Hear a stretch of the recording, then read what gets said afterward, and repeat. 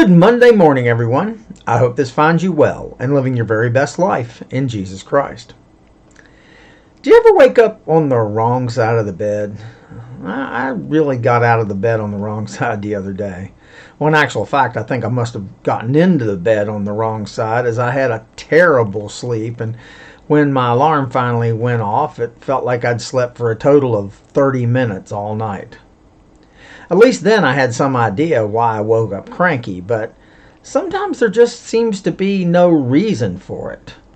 Most of the time I'm pretty good, but I've had mornings where for some bizarre reason I woke up and just felt irritated. I wasn't angry with anyone. I had nothing to worry about. I had no real understanding of why I felt the way I did. I just knew I was irritated, and all the caffeine in the world wasn't going to make a difference. When I have those times, it's hard for me to read my Bible for devotionals, and let's face it, if I'm not careful, I'm just not a pleasant person to be around.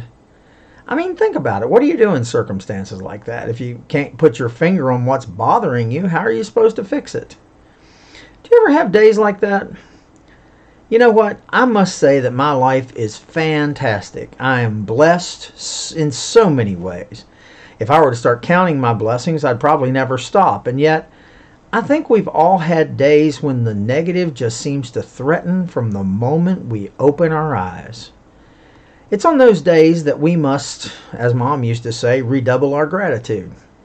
Ephesians 5:18 through 20 tells us that when we have one of those days, instead of concentrating on what is wrong in our lives, we should, quote, instead be filled with the Spirit, speaking to one another with psalms, hymns, and songs from the Spirit. Sing and make music from your heart to the Lord, always giving thanks to God the Father for everything in the name of our Lord Jesus Christ. See, the truth is we'll always have days when things just don't seem to go right from the start, and they certainly don't go according to plan. We need to remember that no matter how bad life gets, we are always able to give thanks to God for Jesus and His blood that was shed for us that we might have life and have it more abundantly.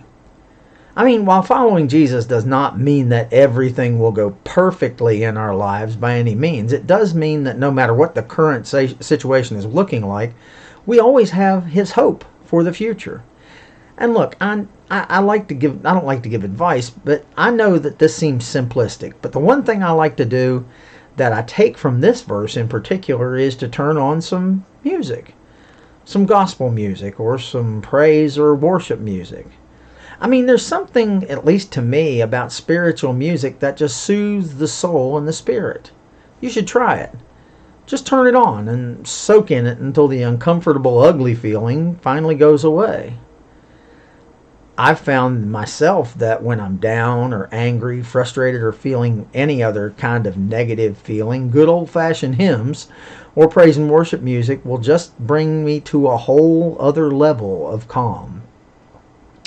So today, as we start another week, if you're dealing with a case of the wrong side on the bed syndrome or the Monday morning blahs or whatever you want to call it, or if you find yourself struggling in any area of your life and just need comfort and encouragement, before you even start to pray this morning or before you have your devotions, try turning on some wonderful Christian music or start humming a hymn you love.